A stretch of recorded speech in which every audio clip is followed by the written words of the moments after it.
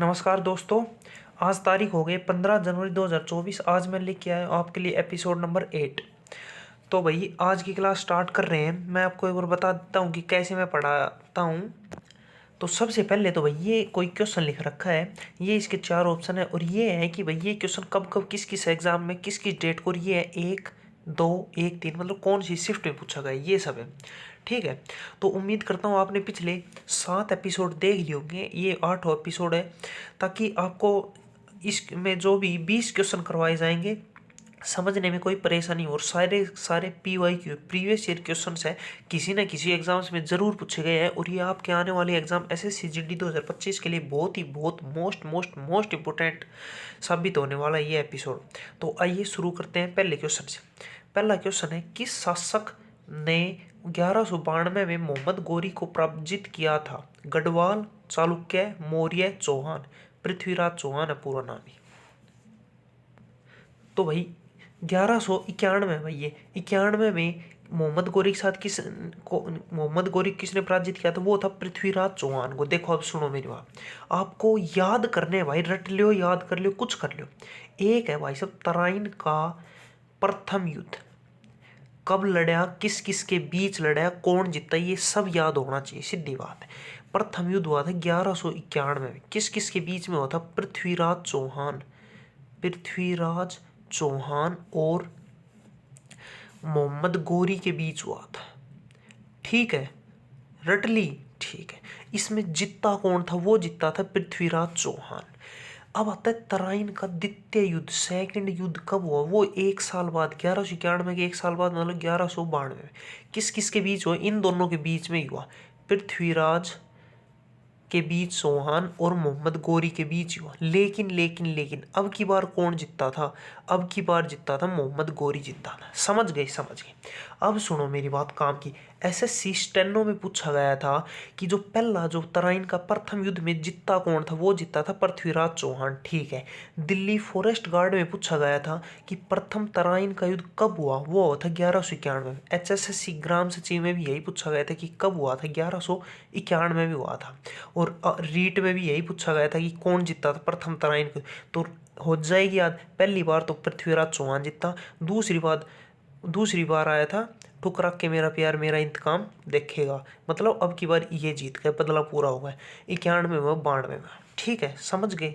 एक दो और युद्ध याद कर लो। एक होता है भाई साहब पानीपत का प्रथम युद्ध, कब हुआ? पानीपत का प्रथम युद्ध कब हुआ था? ये हुआ था भाई साहब 1526 में हुआ था। ठीक है। एक होता है खानवा का युद्ध, कब हुआ? खानवा का युद्ध ये कब हुआ था? ये इसके 1 साल बाद, मतलब 1527 में हुआ। ठीक है। ठीक है, दो और याद करो। एक याद करो, चौसा का युद्ध कब हुआ था? चौसा का युद्ध ये हुआ था भाई साहब 1539 में। और एक और याद कर लो, एक है भाई साहब कन्नौज का युद्ध। कन्नौज का युद्ध ये कब हुआ था? ये हुआ था इसके 1 साल बाद, मतलब 1540 में। देखो कैसे, इन दोनों को तो एक बार याद करो और इन दोनों को एक बार याद करो, मतलब 26 के बाद 127 में हुआ।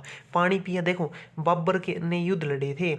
सबसे पहले 1526 में पानी पिया, खाना खाया, पानी पिया, फिर पानी पी के खाना खाया, मतलब 27 में युद्ध। चौसा युद्ध 39+1 मतलब 40 में हुआ था। ठीक है। चलिए नेक्स्ट क्वेश्चन, यहाँ से लेकर यहाँ तक सारा मोस्ट इंपोर्टेंट। चले नेक्स्ट क्वेश्चन है भाई, निम्न में से किसने चार मीनार का निर्माण किया था? अलाउद्दीन खिलजी, कुली कुतुब शाह, इल्तुतमिश, कुतुबुद्दीन ऐबक। CGL में पूछा गया है, MTS में 2 बार पूछा गया है, BRCT, NTPC, RRB, ALP में पूछा गया है। नेक्स्ट क्वेश्चन है भाई, निम्न में से किसने चार मीनार का निर्माण किया था? अलाउद्दीन खिलजी, बता दिया ना? बता दिया। देखो सुनो मेरी बात, चार मीनार का निर्माण किसने किया था? वो क्या था भाई साहब? कुली कुतुब शाह ने किया था। ठीक है। ठीक है, सबसे पहले तो बात करते चार मीनार कहाँ पर है। ये है भाई साहब हैदराबाद में। ठीक है। कब बनाई थी? ये बनाई थी 1591 में। ये मोस्ट इंपोर्टेंट, सबको पता है कि चार मीनार हैदराबाद में, लेकिन ये किसी को नहीं पता कि कब बनाई थी। तो ये बनाई थी 1591 में। ठीक। किसने बनाई? कुली कुतुब शाह ने। ठीक है। किसकी याद में? पत्नी की याद में, अपनी पत्नी की याद में। ठीक है, जैसे शाहजहां ने ताजमहल बनाया, इसने भी कुछ ना कुछ बना दिया। इसने बनाया था कि क्या, चार मीनार, ठीक है। पत्नी का नाम क्या था, इसकी पत्नी का नाम था भागमती। भागमती इसकी वाइफ का नाम था, घराड़ी का, ठीक है। एक है भाई साहब अपना अलाउद्दीन खिल, एक सॉरी एक और है कि जो चार मीनार है ना, चार मीनार, एक क्वेश्चन पूछा गया था किसमें, एनटीपीसी में पूछा गया था 28 अप्रैल 2016 को तीसरी शिफ्ट में, कि जो चार मीनार है ना, किस बीमारी के उन्मूलन, मतलब किस बीमारी को खत्म करने के लिए बनाई गई थी। तो वो है भाई साहब किसके, प्लेग के लिए। तो ये पूछा गया था कौन सी बीमारी, प्लेग। चार मीनार है ना, प्लेग के उन्मूलन, प्लेग के मतलब खत्म करने के लिए, उन्मूलन के लिए बनाई गई, के लिए बनवाई। समझ गए, समझ गए। बीमारी पूछे तो प्लेग की, ठीक है। अब आता है अलाउद्दीन खिलजी की बात करते। इसने क्या किया था अपनी जिंदगी में, भाई इस धरती पर आया और चला गया, कुछ ना कुछ तो किया होगा, तभी इसका नाम पढ़ रहे हैं हम। तो अलाउद्दीन खिलजी ने करा था एक भाई साहब अलाई दरवाजा, आपने खूब नाम सुना होगा। अलाई दरवाजा किसने बनवाया, अलाउद्दीन खिलजी। कैसे याद करोगे, ऐसे अलाउ ऐसे अलाई, हो जाएगा याद, ठीक है। एक और याद कर लो, अलाई मीनार किसने बनवाई, अलाई मीनार, ये भी अलाउद्दीन खिलजी ने। ऐसे अलाउ ऐसे अलाई ऐसे अलाई, ठीक है, ठीक है। एक है भाई साहब अपना इल्तुतमिश, इल्तुतमिश, इसने क्या किया था अपनी जिंदगी में, इसने भाई साहब कुतुब मीनार पूरी करवाई थी। कुतुब मीनार, कुतुब मीनार तीन लोगों ने मिलकर बनाई। तो जो तीसरा है ना, वो इल्तुतमिश है। कुतुब मीनार पूरी करवाई, पूरी बनवाई, किसने बनवाई, इल्तुतमिश, ठीक है। एक इसने बनवाया था भाई साहब होज ए शमसी, होज ए शमसी किसने बनवाया, वो भी उसी ने बनवाया जिसने कुतुब मीनार पूरी करवाई, मतलब इल्तुतमिश, ठीक है। एक नेक्स्ट है कुतुबुद्दीन ऐबक, कुतुबुद्दीन ऐबक, इसने भाई साहब अपनी जिंदगी में क्या किया, इसने भाई साहब एक 2.5 दिन का झोपड़ा है, 2.5 दिन का झोपड़ा, खूब नाम सुना होगा, ठीक है। ये किसने बनवाया, ये कुतुबुद्दीन ऐबक ने बनवाया। और ये क्या था भाई साहब, मोहम्मद गोरी पिछले क्वेश्चन में पढ़ा होगा, उसका ये समझ लो गुलाम था, मतलब उसकी नौकरी करता था। और मोहम्मद गोरी ने इसको ऑर्डर दिया था कि जाके 2.5 दिन का झोपड़ा बना, मतलब 2.5 दिन में बना दिया था एक झोपड़ा। तो इसको ऑर्डर दिया था, इसने बनाया था। कहाँ बनाया था, ये है भाई साहब अजमेर में, अजमेर में, ठीक है। एक चीज और बनवाई थी इसने, क्या बनाई थी, कुतुब मीनार शुरू करवाई थी, कुतुब मीनार शुरू करवाई, शुरू करवाई, किसने करवाई, कुतुबुद्दीन ऐबक। अब सुनो मेरी बात, कुतुब मीनार मैंने कहा है 3 लोगों ने मिलकर बनाई है, ठीक है। शुरू तो इसने कराई, कैसे, कुतुब मीनार, कैसे, कुतुबुद्दीन ऐबक, मतलब कुतुब मीनार शुरू कराई। बीच वाला नाम आपको बताना है, बीच की मंजिल किसने पूरी कराई, और लास्ट खत्म इल्तुतमिश ने की थी। समझ गए। अब कमेंट सेक्शन में ये बताओ कि बीच में तीसरा व्यक्ति कौन है। चलिए नेक्स्ट क्वेश्चन पे। नेक्स्ट क्वेश्चन है भाई, 1739 में करनाल का युद्ध नादिर शाह और निम्न में से किसके बीच लड़ा गया, मोहम्मद शाह, अकबर शाह, बहादुर शाह जफर, औरंगजेब। तो भाई साहब मोस्ट इंपोर्टेंट क्वेश्चन है, काफी बार पूछा जा चुका है। देखो, एक युद्ध है करनाल का युद्ध, बहुत कम लोगों ने नाम सुना है, मैंने भी बहुत कम सुना है, बहुत कम पूछा गया, लेकिन ये पूछा गया कुल मिला के। देखो, पहली बात तो करनाल का युद्ध कब हुआ था, ये हुआ था 1739 में, ठीक है, ठीक है। किस किस के बीच हुआ था, एक तो आपको बता रहा है नादिर शाह था, ठीक है, और दूसरा भी शाह ही था, मतलब शाह शाह शाह, इसको तो हटाता, वो था भाई साहब मोहम्मद शाह। याद कर लो, रट लो, प्यार से मान जाओ, जबरदस्ती मान जाओ भाई, मान जाओ। नादिर शाह और मोहम्मद शाह के बीच हुआ था 1739 में करनाल का युद्ध, सीधी बात। करनाल, पहली बात तो करनाल का युद्ध, दूसरी 1739, तीसरा नादिर शाह और मोहम्मद शाह, ठीक है। अब सुनो काम की बात, नादिर शाह की बात करते हैं। नादिर शाह, यहाँ लिख देता हूँ। नादिर शाह, आपने नाम सुना है, क्या किया इसने, क्या कर्मकांड किए थे। पहली बात तो करनाल के युद्ध में जीता कौन था, इन दोनों के बीच में हुआ था, तो भाई कोई जीता होगा और कोई हारा होगा, वो होता नादिर, मतलब नादिर शाह जीता था, ठीक है। अब फिर ये युद्ध जीत गया तो इसने क्या कर्मकांड किए थे, इसने भाई साहब मयूर शासन, आपने खूब नाम सुना होगा, मयूर शासन कौन लेके गया था, नादिर शाह लेके गया था। एक आपने सुना होगा कोहिनूर हीरा, कोहिनूर हीरा, खूब नाम सुना होगा। कौन सी फिल्म है वो, ऋतिक रोशन वाली है ना, बैंग बैंग, हाँ भाई साहब जबरदस्त फिल्म है, कति मतलब खतरनाक फिल्म है, मैं देख रखी है। तो उसमें जो कोहिनूर हीरो होता है वो कौन लेके गए थे, वो नादिर शाह लेके गए थे। ये युद्ध हरा दिया तो भाई कुछ लुटेगा, और लुट के क्या लेगा, मयूर शासन और कोहिनूर हीरा लेगा। ठीक। एक भाई साहब अकबर शाह, ये कौन है भाई साहब, यहाँ लिख दो अकबर शाह।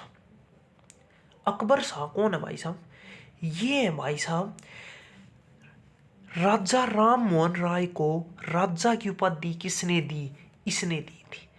राजा राम मोहन राय, आपने खूब नाम सुना होगा। मोहन राय को राजा की उपाधि दी, किसने दी, इसने दी थी। समझ गए, समझ गए। एक भाई साहब बहादुर शाह जफर, भाई साहब ये कौन है, तो ये है अंतिम मुगल सम्राट। इसके बाद कोई मुगल सम्राट नहीं हुआ। ठीक है। 1857 की जो लड़ाई है उसमें दिल्ली से इसने वो किया था नेतृत्व। ठीक है। अंतिम मुगल सम्राट है, मुगलों का सत्यानाश इसने किया था। सत्यानाश तो नहीं कहेंगे, लेकिन ये कहेंगे अंतिम मुगल सम्राट। ठीक है। सत्यानाश तो इसने नहीं, वो सत्यानाश तो जहांगीर ने ही कर दिया था। फिर आता है औरंगजेब। भाई साहब इतना कमीन टाइप आदमी है, बहुत ज्यादा बेकार आदमी है। इसने क्या कर्मकांड किए थे, इसने कहा था खुद को, मतलब एक तो भाई साहब जजिया कर लगाया था, जजिया कर लगाया। ठीक है। ठीक, किसने लगाया, औरंगजेब। एक ने भाई साहब विश्व विजेता आलमगीर की उपाधि किसने दी थी खुद को, इसने दी थी विश्व विजेता आलमगीर की उपाधि किसको मिली थी, खुद ने ही बोला मैं ही हूं विश्व विजेता, मेरे से ऊपर कोई नहीं है, औरंगजेब। ठीक है। चलिए नेक्स्ट क्वेश्चन पे। नेक्स्ट क्वेश्चन है भाई, भारतीय संविधान के आपातकाल से संबंधित प्रावधान किस देश से लिए गए हैं, अमेरिका, कनाडा, जर्मनी, आयरलैंड। कह रहा है कि जो इमरजेंसी है ना वो किस देश से ली गई है, तो भाई साहब इमरजेंसी मतलब आपातकाल कहाँ से ली गई, वो ली गई जर्मनी से। कैसे याद करोगे, जर्मनी में आपने एक नाम सुना होगा, हिटलर। सुना है, जरूर सुना है। तो हिटलर है ना, वो था भाई साहब कमीन आदमी, कमीन टाइप था। और इमरजेंसी में क्या करता, अपने देश में इमरजेंसी लगा देता, मतलब सब अपने घर में बढ़ जाओ, जो भी दिख गए उसे मैं मार दूंगा, ये कर दूंगा और वो कर दूंगा। मतलब हिटलर कमीन टाइप था, और हिटलर ने लगाई थी इमरजेंसी। और हिटलर कहाँ का था, वो था जर्मनी का। तो हमने भी वहाँ से ले ली, अगर भाई सबको बंद कर देंगे, ये कर देंगे, वो कर देंगे। समझ गए। ठीक। अब सुनो, एक क्वेश्चन पूछा गया है किसमें, एक पूछा गया है भाई इसमें, क्या नाम है इसका, जिड्डी में पूछा गया है। क्या पूछा गया है कि जो आपातकाल है ना, इसमें किन पर मतलब रोक लगा दिया जाता है, तो वो लगा दिया जाता है मौलिक अधिकारों पर। ठीक है। इमरजेंसी मतलब आपातकाल काल में मौलिक अधिकारों पर रोक लगा दी जाती है, अधिकारों पर रोक लगा दी जाती है, एक्सेप्ट दो एक आर्टिकल को छोड़कर, एक्सेप्ट दो अनुच्छेद है 20 और 21।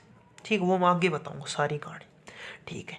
ये क्वेश्चन पूछा गया था जिड्डी में कि जो मौलिक अधिकारों में है ना किस पर मतलब रोक लगाई जाती है। एक तो था ये मौलिक अधिकार, एक था मतलब भाई साहब अभी ऑप्शन तो मेरे ध्यान नहीं है जो भी थे, लेकिन ये क्वेश्चन पूछा है किन पर मौलिक। देखो देखो, आपातकाल होती है इमरजेंसी, इसका सारा पोस्टमार्टम करूंगा। आपातकाल सबसे पहले होती है, 3 प्रकार की होती है। ठीक। एक तो होती है भाई साहब राष्ट्रीय आपात, मतलब पूरे देश में आपात लगेगा। समझिए। एक होता है भाई साहब राजकीय आपातकाल, मतलब किसी भारत के किसी एक भाग में लगेगा, राज्य मतलब किसी एक राज्य में लगेगा या फिर किसी एक भाग में।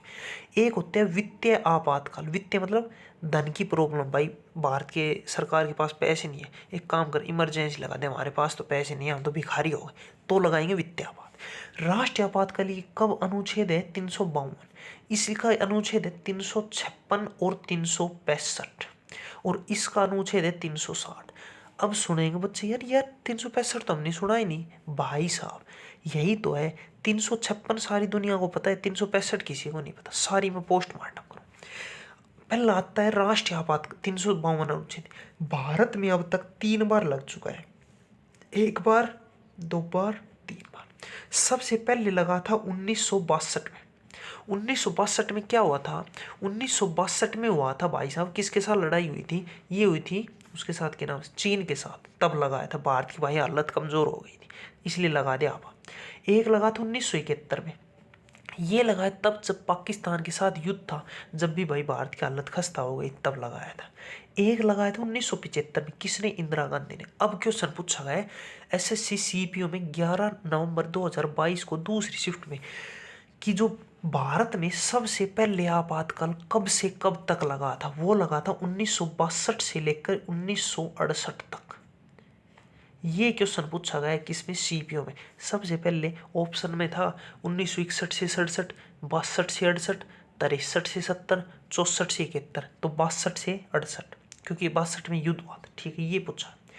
एक है पाकिस्तान के साथ युद्ध हुआ, ये होता चाइना के साथ, चीन के साथ। ठीक है, एक क्वेश्चन पूछा गया है भारत में अब तक राष्ट्रीय आपात कितनी बार लग चुका है? 1, 2, 3, सिर्फ 3 बार लगा है। और ये क्वेश्चन पूछा गया था एसएससी एमटीएस 5 अगस्त 2019 को दूसरी शिफ्ट में।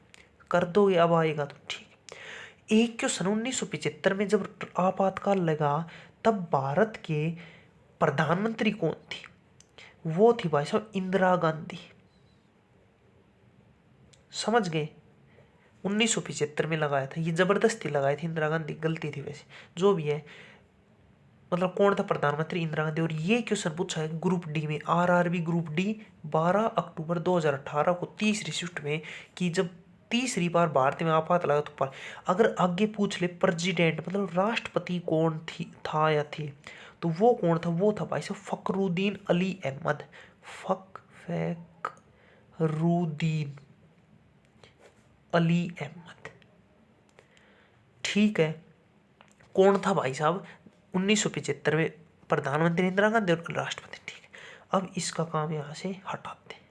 ठीक है, अब आता है राष्ट्रीय आपातकाल।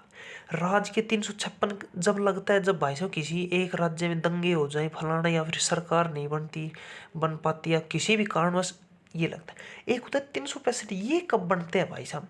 ये जब लगता है जब भाई साहब सरकार है, सरकार किसी एक छोटे राज्य को ऑर्डर देती है, भारत सरकार, अब भाई तू ये कर ये कर ये कर, लेकिन ये राज्य क्या है इसकी बात नहीं मानता। मान ले यहाँ पर बीजेपी सरकार है, यहाँ पर कांग्रेस की है, तो ये इसकी बात नहीं माने, तू अपनी ऐश तैश करा। तो तब क्या हो, जब बात बढ़ जाएगी भाई साहब, अब मतलब पानी सर से ऊपर जा चुका, तब क्या होगा? तब ये आपातकाल लगेगा, भारत सरकार इस पर लगाएगी। समझ गए? समझ गए। अब रहता है एक वित्तीय आपातकाल, आर्टिकल 360, ये आज तक नहीं लगा है, भारत पर कभी नहीं लगा। राजकीय आपातकाल दुनिया भर बहुत से बार लग चुका है, कभी कहीं कभी कहीं, ये आपको याद करने की जरूरत नहीं।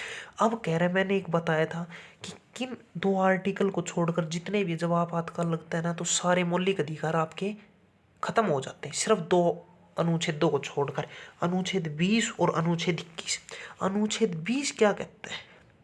अनुच्छेद 20 ये कहता है कि भाई साहब मान लो पुलिस ने मुझे हिरासत में ले लिया, मतलब मैंने अगर कोई क्राइम किया है तो मुझे उस क्राइम की सिर्फ एक बार सजा मिलेगी।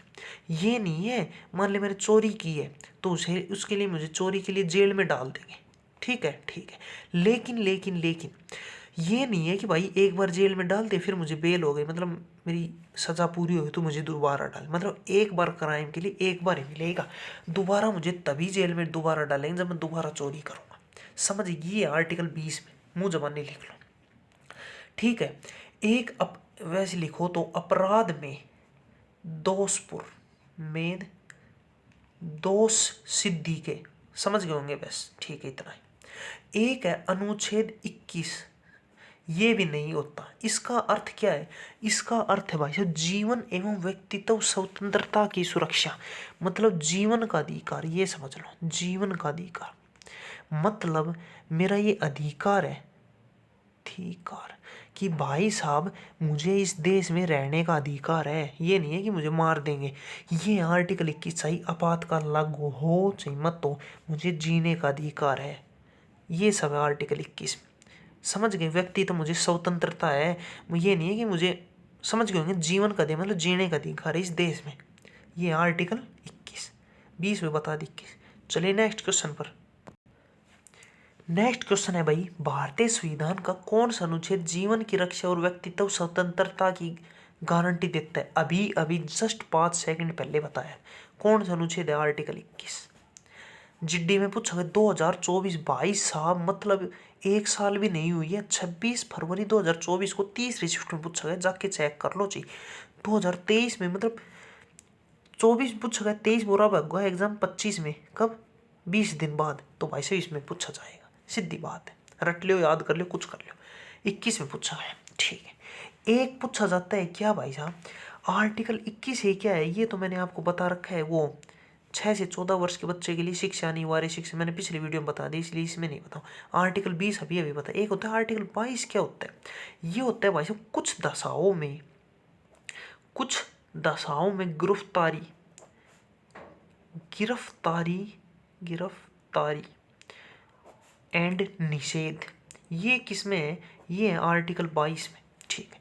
एक और सुनो मेरी बात। CHSL में क्वेश्चन पूछा गया था कि एक है right to health, right English में लिख देता हूँ हेल्थ, और राइट टू फूड, एक होगा right to water.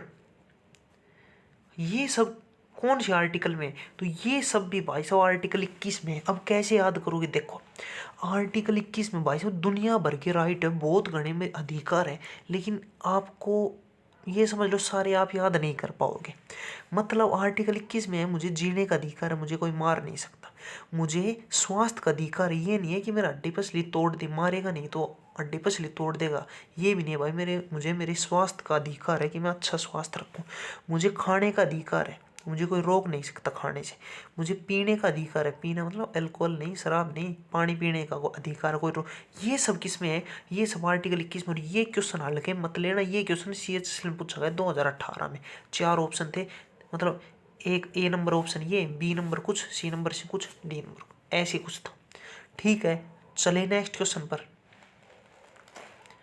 Next question है भाई, निम्न में से कौन सा शब्द संविधान की प्रस्तावना में 42वें संविधान संशोधन द्वारा 1976 में जोड़ा गया? समाजवादी, न्याय, समता, उदारता, ठीक है। तो देखो भाई, आपको कॉमन सेंस की बात बताता हूँ। एक केस आया था, केस था बेरुआरी यूनियन केस। बेरुआरी यूनियन केस वो गया था सुप्रीम कोर्ट में। उसमें उस केस को सुप्रीम कोर्ट ने नकार दिया। सुप्रीम कोर्ट ने ये कहा कि जो प्रस्तावना है ना, क्या कहा गई? प्रस्तावना, इसमें कोई चेंज नहीं कर सकते हम। अपनी जो बना दी वो बना दी, अब कोई चेंज नहीं कर सकते, हमारे हाथ में नहीं, सीधी बात। लेकिन फिर एक केस आया था 1973 में, केशवानंद भारती केस, नंद भारती केस, ठीक है।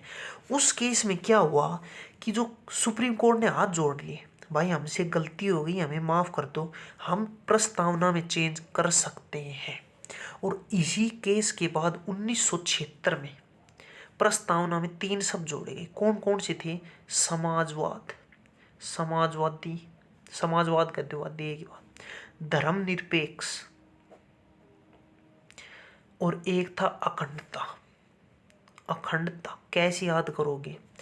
समाजवादी पार्टी है उत्तर प्रदेश में, अखिलेश वाली है, उससे याद कर लो कि वो पार्टी जुड़ी कब? 42वें संविधान संशोधन से 1976 में। याद करने की टेक। बाकी धर्मनिरपेक्ष, धर्म हिंदू धर्म, मुस्लिम धर्म, सिख, ईसाई, ये सब धर्म से याद कर लो। अखंडता, इस शब्द को याद कर लो। 3 शब्द जोड़े थे भाई, एक तो वो समाजवादी मतलब यूपी वाली, उत्तर प्रदेश वाली, धर्म एक अपना हिंदू मुस्लिम, और एक था अखंडता। ये सब जोड़े गए। तो इसमें क्या कौन सा शब्द जोड़ा गया? न्याय नहीं है, समता नहीं, उदारता नहीं, समाजवादी, ठीक है। अब सुनो मेरी बात। एक क्वेश्चन पूछा गया था CHSL में। CHSL में क्या पूछा गया कि मतलब 1976 में जो ये 3 शब्द जोड़े गए कौन से संविधान संशोधन से जोड़े गए? तो ये था 42वें संविधान संशोधन। आपको तीनों याद करनी है, एक तो ये नाम मतलब तीनों शब्द याद करने हैं, ये भी याद करने कौन सा संविधान संशोधन, और ये साल भी याद करनी है। CHSL में ये पूछा गया, ठीक। अब सुनो एक काम की बात। आपको अनुसूची है, 7वीं अनुसूची है, अनुसूची किसमें है? इसमें क्या है? इसमें संघ सूची है, इसमें राज्य सूची है, और इसमें वो क्या कहते हैं समवर्ती सूची है। 42वें संविधान संशोधन में 3 शब्द जोड़े गए, सबको पता है, लेकिन एक चीज और जोड़ी गई थी, ये किसी को नहीं पता। क्या जोड़ी गई थी? 42वें संविधान संशोधन में जो राज्य सूची है ना, इससे कुछ विषय हटाकर समवर्ती सूची में लिखे गए थे। कौन कौन से विषय थे ये? और ये क्वेश्चन पूछा गया बिहार पुलिस एसआई में 26 दिसंबर 2021 को पहले शिफ्ट में। कौन कौन से विषय थे? एक तो विषय था भाई साहब शिक्षा। शिक्षा पहले होती थी भाई साहब राज्य सूची में, लेकिन 42वें संविधान संशोधन 1976 के तहत इसको हटाकर समवर्ती सूची में जोड़ा गया। एक तो था भाई साहब वन, एक था पक्षियों की रक्षा, पक्षियों एंड जानवरों की रक्षा सीधा क्वेश्चन पूछा था बिहार पुलिस एसआई में कि निम्नलिखित में से 42वें संविधान संशोधन के द्वारा क्या राज्य सूची से हटाकर समवर्ती सूची में गया? तो वो था शिक्षा गई थी, मतलब पहले इसका विषय हुआ करता था, लेकिन अब समवर्ती सूची का है। वन, पक्षी और जानवरों की जो रक्षा है वो सब रट लियो, याद कर लियो, कुछ कर लियो। मतलब जो वन है ना, इस जो जंगल है, उन पर किसी एक राज्य का अधिकार नहीं होगा, पूरी सरकार का भी होगा, राज्य दोनों की चलेगी, कोई भी बात आएगी। ऐसे ही शिक्षा है, कैसे याद करोगे? जो शिक्षा होती है, एक तो सीबीएसई होता है और एक में हरियाणा से तू एचबीएससी होता है, मतलब Haryana board secondary education, central board of secondary education, मतलब सेंटर की भी है हरियाणा और एचबीएससी भी है, हरियाणा बोर्ड के भी एग्जाम होती है। इसलिए मैंने याद किया कि जो दोनों राज्य की भी चलेगी और स्टेट की, मतलब समवर्ती सूची में। ऐसे ही वन याद कर लो, कैसे भी याद कर लो, समझ गए? पक्षी जानवर, भाई जानवर यार बेचारों को यार मारना नहीं है, तू भी बचा, राज्य कहेगा मैं भी बचाऊंगा, और सरकार को कहेगा तू भी बचा, मतलब राज्य सरकार और सेंट्रल गवर्नमेंट दोनों का अधिकार है समवर्ती सूची में।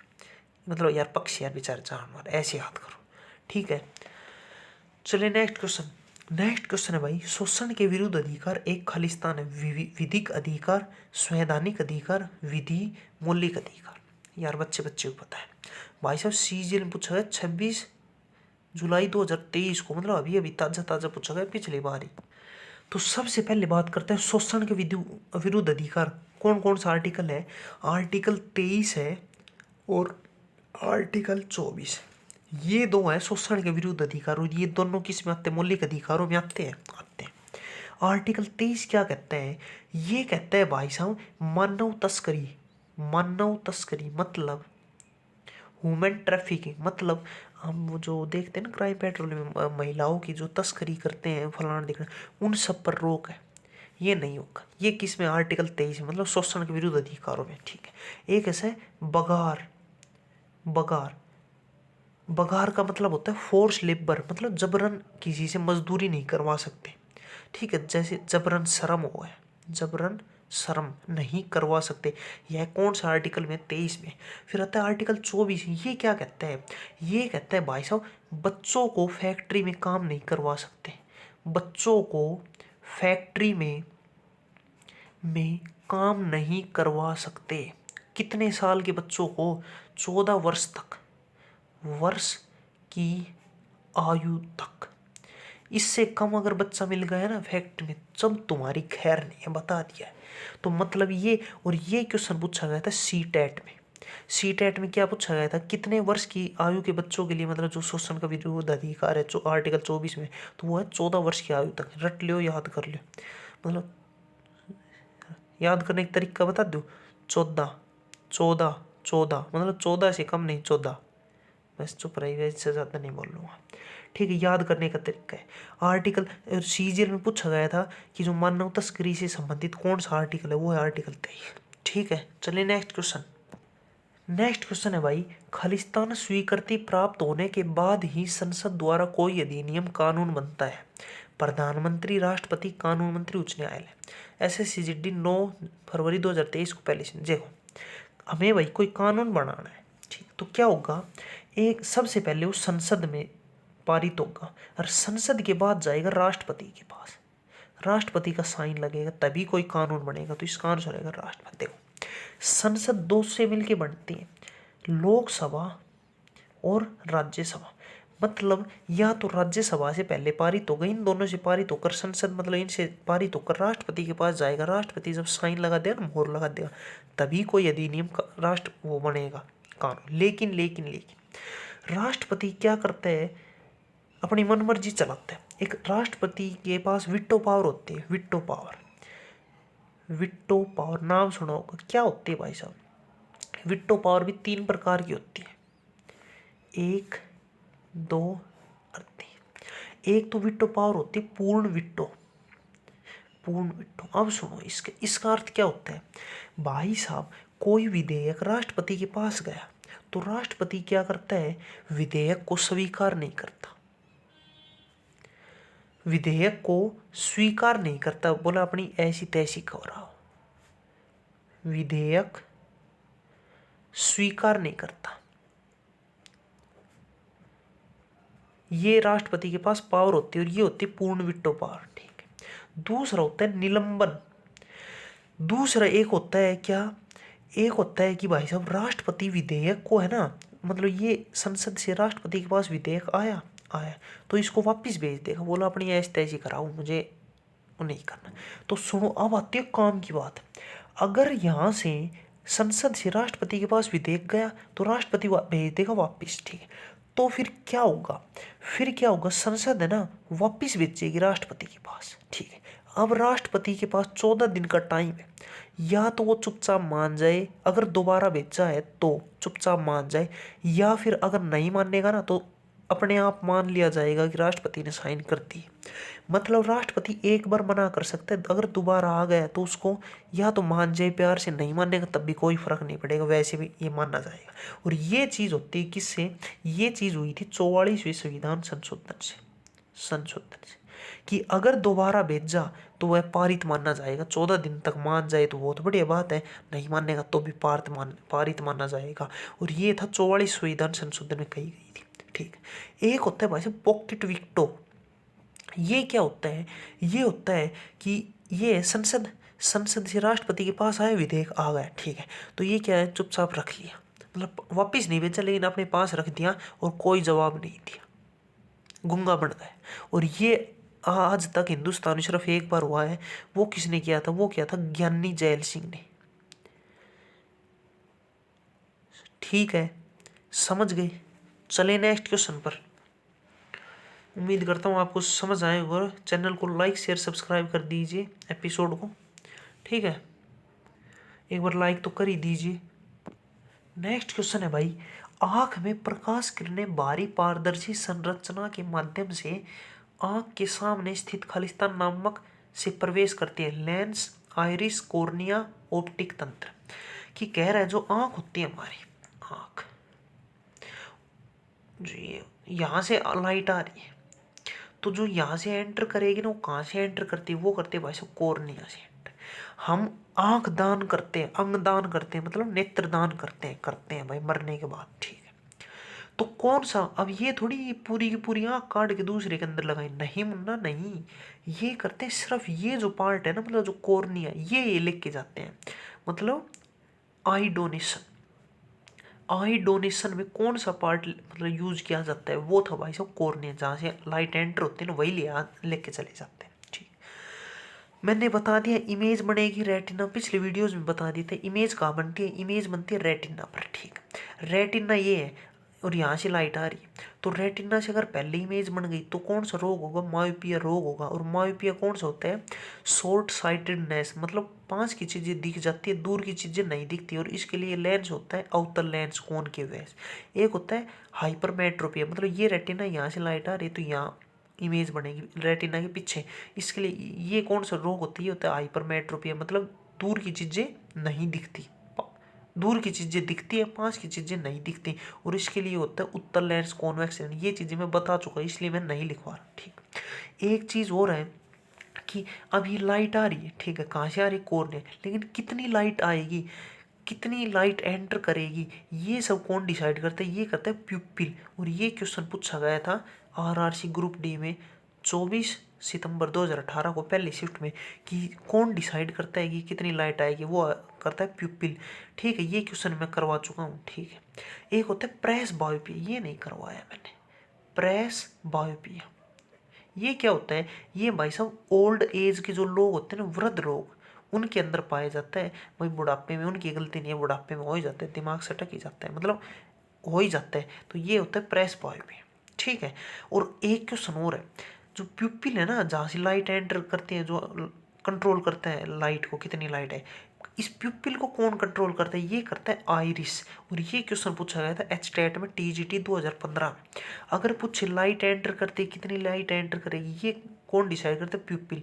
अगर ऑप्शन प्यूपिल नहीं है तो आइरिस, क्योंकि प्यूपिल को भी कंट्रोल आइरिस करता है। तो या तो ये कर दो या कर, दोनों एक साथ नहीं आएंगे, ठीक है। चलिए नेक्स्ट क्वेश्चन पर।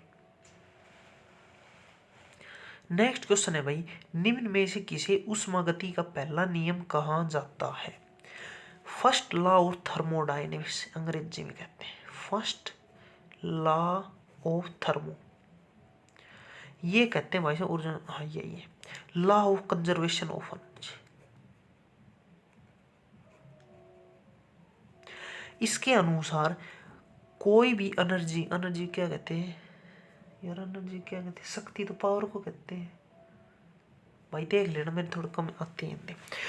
कह रहा है कोई भी एनर्जी ना तो बनाई जा सकती और ना ही बिगाड़ी जा सकती, ना ही बनाई जा सकती ना ही बिगाड़ी।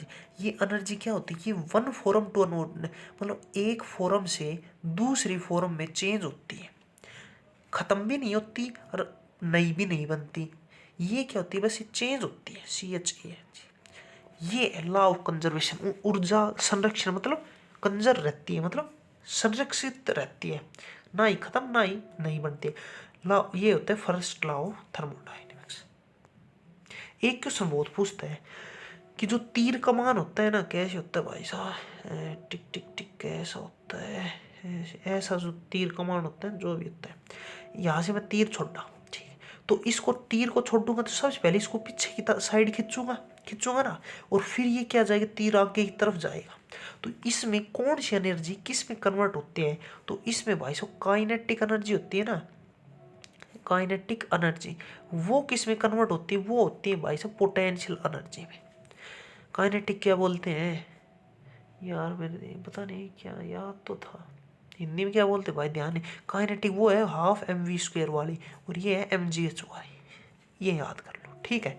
ये याद मत करो, मतलब ये आपको हिंदी वालों मीडियम वालों को बताने का साधन है। जो तीर कमान छोड़ते हैं, जो पीछे की साइड खींच, जब तो काइनेटिक एनर्जी और पोटेंशियल एनर्जी में कन्वर्ट होती है, ठीक है। चलिए नेक्स्ट क्वेश्चन पर।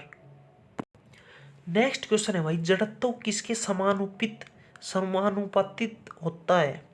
SSC-CPO में 16 मार्च 2019 को दूसरी शिफ्ट। तो जड़त्व बोले तो इनर्शिया, इनर्शिया किसके प्रोपोर्शन होता है? समान, मतलब प्रोपोर्शन, ऐसे लिखते हैं। किसके होता है? वो होता है भाई मास के, द्रव्यमान। वजन को तो कहते हैं वेट, इसके नहीं होता, मास के होता है, ठीक है। जैसे ये कोई व्यक्ति है, टिक टिक कैसे, और ये है कोई, ये मैं हूं, ये तू है, तो मैंने तेरे धक्का दिया, तो अगर तू गिर जाएगा, ये ऐसे पड़ जाएगा, ठीक है। अगर मतलब तेरे में मास, वजन, मतलब मास ज़्यादा होगा तो इनर्शिया कम लगेगा, तू मुझसे नहीं गिरेगा, मतलब इनर्शिया कम लगेगा। मास ज़्यादा होगा तो इनर्शिया भी ज़्यादा लगेगा, इसलिए तू मुझसे नहीं गिरेगा। अगर तू गिर गया, मतलब तेरे में मास कम है, तो इनर्शिया भी यहाँ पर कम लग रहा है।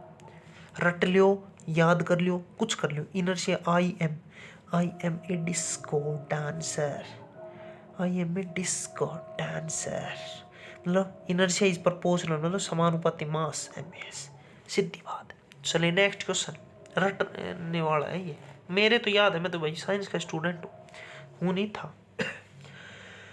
नेक्स्ट क्वेश्चन है भाई, निम्न में से किस वैज्ञानिक ने डायनामाइट का आविष्कार किया था? Thomas Alva Edison, Alfred Nobel, Adolf Diesel, Benjamin Franklin. भाई सीजल में पूछा गया, देख लो। ये क्वेश्चन में कुछ मतलब परसों की बात है शायद, मैं ल्यूसेंट पढ़ रहा था, ल्यूसेंट की जो लास्ट में ना, जो वैज्ञानिक वगैरह, तो उसमें पढ़ा था मैंने। देखो बताओ भाई, तो देखो ये क्या नाम है इसका, डायनामाइट की खोज किसने की थी? वो की थी भाई साहब नोबल ने। अल्फ्रेड की ऐसी की तैसी, तुम ये नोबल याद कर लो, नोबल पुरस्कार मिलता है उससे याद कर लो, नोबल, ठीक। और इसी के नाम पर, अल्फ्रेड नोबल के नाम पर नोबल पुरस्कार की शुरुआत हुई। नोबल पुरस्कार असलियत में शुरुआत हुई थी, याद करने का तरीका नहीं, सच में शुरुआत हुई थी। नोबेल पुरस्कार शुरू हुआ, ठीक है। कौन सा देश देता है? स्वीडन देता है, ठीक है। कौन सा देश देता है? स्वीडन देता है, ठीक है, ठीक है। अब कह रहा है भारत की तरफ से पहला नोबेल, भारत की तरफ से फर्स्ट नोबेल किसे मिला था? वो मिला था भाई साहब रविंद्रनाथ टैगोर को। बच्चे बच्चे को पता है कौन सी किताब? गीतांजलि। किताब और याद कर लेना भाई, किताब कौन सी थी? गीतांजलि। किसके क्षेत्र में? साहित्य के क्षेत्र में, ठीक। सेकंड नोबेल किसको मिला था? सेकंड मिला था सीवी रमन को। ये मोस्ट इंपोर्टेंट है, इसको मिला था फिजिक्स में। और ये कई बार पूछा जा चुका है कि जो भारत की तरफ से फिजिक्स में नोबेल पुरस्कार लेने वाला, भौतिकी मतलब फिजिक्स मतलब भौतिकी में नोबेल पुरस्कार लेने वाला पहला व्यक्ति कौन है? सीवी रमन है, ठीक। अब सुनो, आज़ादी मतलब 1947 से पहले जब भारत आज़ाद हो, उससे पहले सिर्फ ये 2 व्यक्ति थे जिनको नोबेल मिला था, समझ गए। उसके बाद तो कई आ लिए, लेकिन भारत की आज़ादी से पहले ब्रिटिश भारत मतलब ब्रिटिशों का गुलाम था ना, उस टाइम सिर्फ ये 2 व्यक्ति थे, याद कर लो, ठीक है। नेक्स्ट क्वेश्चन है भाई, एक अश्व शक्ति कितने वोट के बराबर होता है? 340, 100, 746, 1000। अश्व शक्ति मतलब हॉर्स पावर, ठीक है। तो ये है 1 हॉर्स पावर बराबर 746 वोट। भाई साहब आज से ये समझ लो 8वीं क्लास में याद किया था, रट लियो, याद कर लियो, कुछ कर लियो। ये चीज़ मतलब अलग है। क्या होता है, ज़्यादातर यूनिट होती है ना, 1 बराबर 1000, 1 बराबर 100, 1 बराबर 10 ऐसे होते हैं, लेकिन ये सबसे अलग है। 746 है, 100 नहीं है, 1000 नहीं है, इसलिए मेरी याद है। हॉर्स पावर मतलब घोड़ा, ठीक है, ठीक। अब सुनो मेरी बात, ऐसा यूनिट याद करते हैं। पावर है, पावर की ऐसा यूनिट क्या है? ऐसा यूनिट इसकी है भाई साहब वोट। पावर कहते हैं शक्ति को, शक्ति, हाँ। एनर्जी क्या कहते हैं? ऊर्जा, ऊर्जा, हाँ ऊर्जा, ठीक है। और एक है भाई साहब वर्क या फिर एनर्जी, इनकी एक ही, या फिर कह ले ऊर्जा। इनकी ऐसा यूनिट क्या है? ये है भाई साहब जूल। इसकी भी ये, इसकी भी ये। ऊर्जा तो इनको कहते हैं, इसको कहते हैं। वर्क को पता नहीं कि कार्य जो भी है, ठीक। टेम्परेचर की मैं करवा ही चुका हूँ, टेम्परेचर की भाई साहब केल्विन है, कई बार करवाया मैंने, कई बार। सेल्सियस नहीं है, केल्विन है। एक है भाई साहब लुमिनस इंटेंसिटी, ज्योति तीव्रता, ये भी कई बार करवाया। तीव्रता ये किसकी है? ज्योति तरुण, तरुण मतलब कैंडला, कैंडल लाइट, कैंडेला, ठीक। कई बार करवा चुका, याद भी करवा चुका, कैसे याद करना है। चलिए नेक्स्ट क्वेश्चन पर। नेक्स्ट क्वेश्चन है भाई, इलेक्ट्रॉन की खोज वर्ष 1897 में खालिस्तान द्वारा की गई थी। कह रहा है इलेक्ट्रॉन की खोज किसने की? देखो बहुत मोस्ट इंपोर्टेंट क्वेश्चन, और कभी नहीं भूलोगे। एक याद कर लो, ईंट पर नाच, ईंट पर नाच। मैं भाई साहब डांस करूंगा, नागिन डांस। किस पर खड़ा होकर? ईंट पर खड़ा होकर, और मैं गिर जाऊंगा और मेरा पैर टूट जाएगा। ई से याद करो इलेक्ट्रॉन, टे से याद करो जे थॉमसन। टे मतलब थोम, थे, थॉमसन, थे ऐसे याद, समझ गए, समझ गए। पै से याद करो प्रोटॉन, रदरफोर्ड। रे से RUT, रेदर फोर्ड। एन से न्यूट्रॉन, चे से चैडविक, चैडविक। समझ गए। इलेक्ट्रॉन की खोज जे थॉमसन कहा गया, जे थॉमसन, ठीक।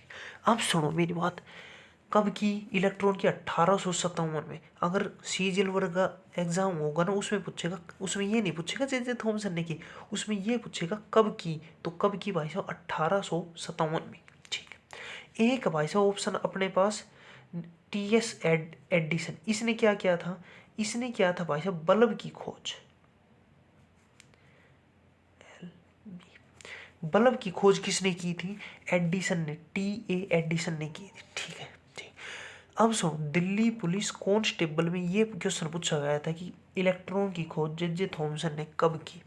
वो की थी 1857 में, और ये क्वेश्चन दिल्ली पुलिस में पूछा गया था, ठीक है, ठीक है। अब आता है इलेक्ट्रॉन का मास कितना होता है, वजन। इसका मास कितना होता है, वो होता है 9.11 into 10⁻²8 gram. Most most most important. मैं यहाँ पर ग्राम कर रहा हूँ, अगर मैं यहाँ पर किलोग्राम करूँगा ना तो -31 हो जाएगा, 31। ये चीज़ याद कर लो, ठीक है। अब आता है प्रोटॉन। प्रोटॉन का मास कितना होता है, प्रोटॉन का मास होता है 1.67 इंटू 10⁻24 ग्राम। अगर किलोग्राम आ जाए ना ऑप्शन में तो 27 हो जाएगा, इतना तो बच्चों वाला दिमाग है। न्यूट्रॉन का मास कितना है, इसका भी यही है 1.67 इंटू 10⁻24 ग्राम। अब आपको सिर्फ ये दो याद कर लिए, एक तो ये याद कर लियो 167 मतलब 100, अरे यार ना 1.67 याद करो भाई, 167 मत करो। एक तो ये याद कर लो और एक ये याद कर लो, पूरा ग्राम ग्राम माइनस पॉइंट सब कुछ याद करो तभी बात बनेगी। और ये तो इक्वल है ही, तो समझ गए होंगे भाई साहब, रट लो।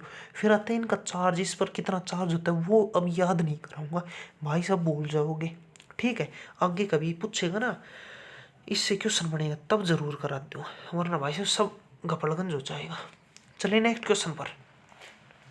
नेक्स्ट क्वेश्चन है भाई, पानी में पाया जाने वाला कौन सा तत्व कैंसर के लिए जिम्मेदार है। एमटीएस में भाई साहब 2 बार पूछा जा चुका है। आर्सेनिक है, लोहा है, क्लोरीन है, फ्लोरीन।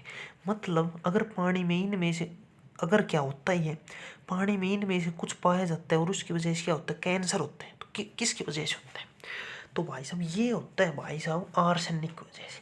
पानी में पाया जाता है आर्सेनिक और उसकी वजह से होता है कैंसर। कैसे याद करोगे, जो सैनिक होते हैं ना, सैनिक, भारत के सैनिक, इंडियन आर्मी के जो नौजवान होते हैं, उनको क्या हो, उनकी मतलब उनको कैंसर हो गए पानी की वजह से। उनको पानी सूट नहीं किया भाई, कश्मीर भेज दिया, कश्मीर का पानी सूट नहीं किया तो क्या हो गया, उनको कैंसर हो गए।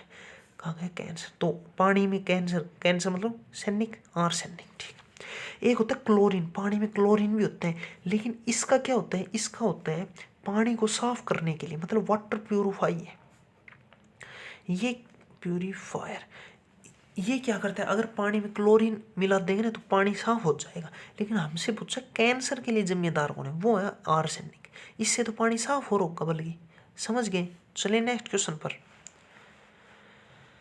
नेक्स्ट क्वेश्चन है भाई, टिन का प्रतीक क्या है।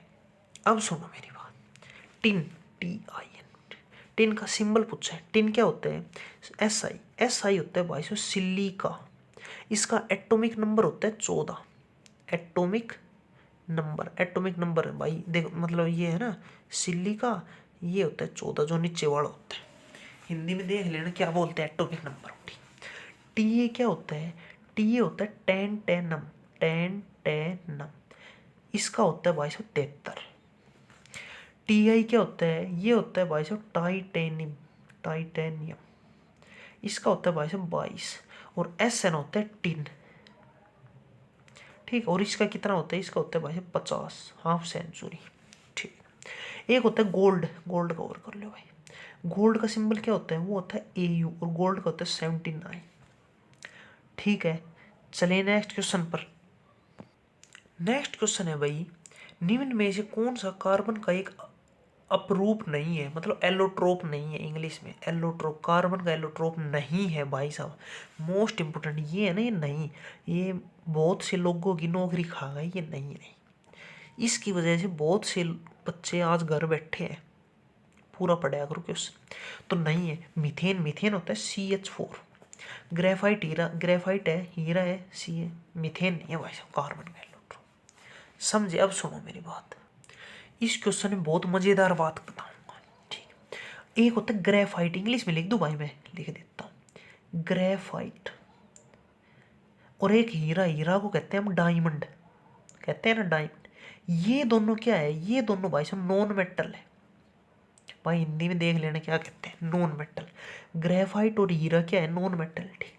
और जो नॉन मेटल होते हैं वो क्या होते हैं, वो भाई साहब bad conductor of electricity, bad conductor of heat and electricity. मतलब इनके अंदर से हीट और इलेक्ट्रिसिटी पास नहीं होती नॉन मेटल में से, ठीक है। और एक चीज़ और लगा लो, ये क्या होती है, सॉफ्ट होते हैं, सॉफ्ट होते हैं, लेकिन मैंने क्या बताया, ग्रेफाइट और डायमंड नॉन मेटल, और नॉन मेटल बैड कंडक्टर, मतलब इनमें हीट इलेक्ट्रिसिटी पास नहीं होती, ठीक है, और सॉफ्ट भी होते हैं। लेकिन जो ग्रेफाइट है ना, ये क्या होता है, good conductor of electricity, good conductor of electricity. भाई साहब जो केमिस्ट्री है ना, क्या बोलते हैं, रासायनिक विज्ञान, इसमें एक्सेप्शन बहुत होते हैं, एक्सेप्शन। और यही एक एक्सेप्शन है कि जो ग्रेफाइट है ना, वैसे तो नॉन मेटल है, और नॉन मेटल की विशेषता ये होती है, लेकिन ये इसका उल्टा करते हैं, गुड है।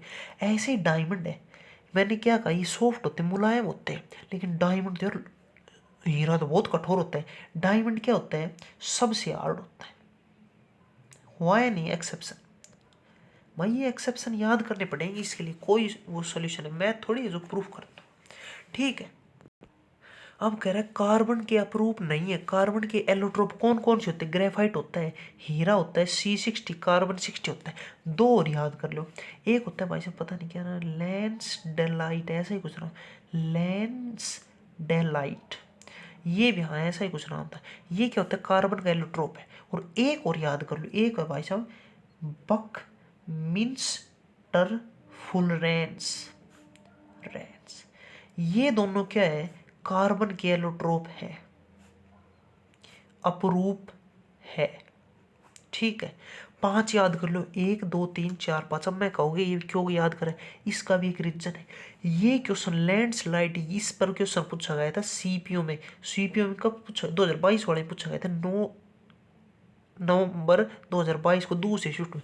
4 ऑप्शन थे, उसमें पूछा गया था निम्नलिखित में से कौन सा कार्बन के अपरूप है, तो उसमें एक ऑप्शन ये था, इसलिए ये याद करो। फिर आता है बक्समिंस्टर फुलरेंस, ये भी एलोट्रोप होता है, और ये पूछा गया था आरआरबी ए असिस्टेंट लोको पायलट में 2018 में, और सीपीओ में पूछा गया 2024 में, मतलब आज से 6 महीने पहले ये क्वेश्चन पूछा गया, देख लो। अब तुम्हारी मर्जी है, 2024 में पूछा गया, 2025 में से याद करो या ना करो, जितना मतलब ये समझ लो, एक बक बक बक बक ऐसा नाम था, और बड़ा सारा लंबा सारा नाम था, वो कार्बन का एलोट्रोप है।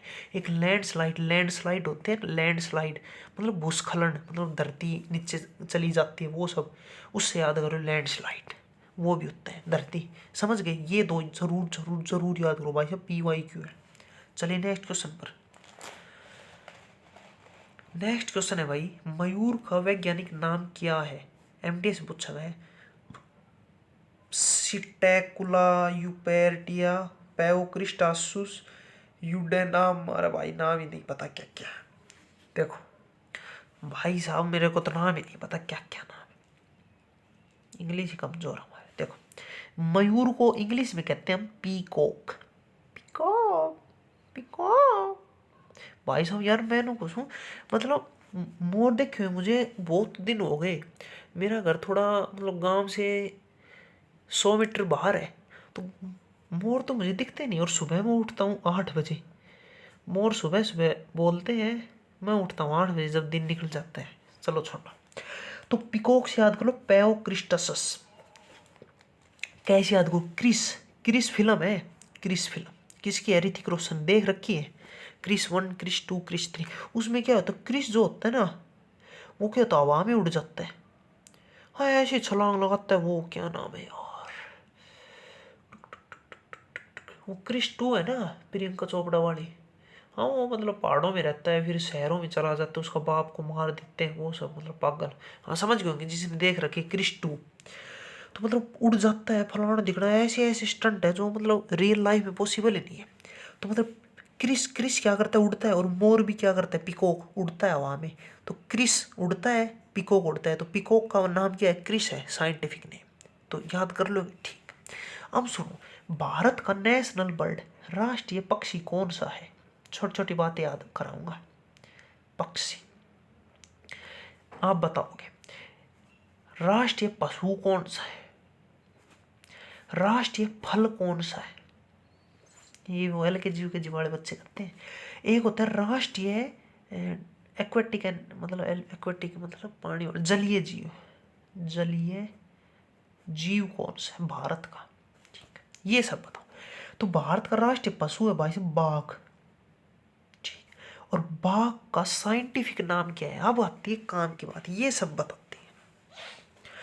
तो बाघ का साइंटिफिक नाम है पैंथर, पैंथरा टाइगर, टाइगर्स।